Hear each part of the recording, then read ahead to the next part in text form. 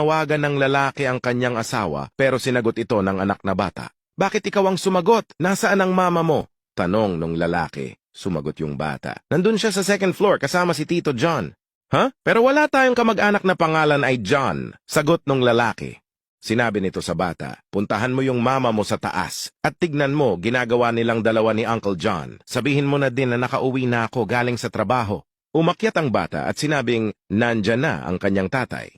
Pagbalik ng bata, kinausap ito ng lalaki. Anong ginawa ng mama mo? Sagot nung bata. Biglang bumaba sa kwarto si mama at nahulog sa hagdanan, hindi na siya makausap.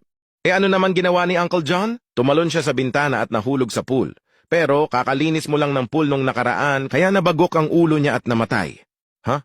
Wala naman tayong swimming pool. Napaisip ang lalaki ng ilang segundo at biglang tinanong, wait, ang landline number ba nito ay 40667? Sumagot yung bata.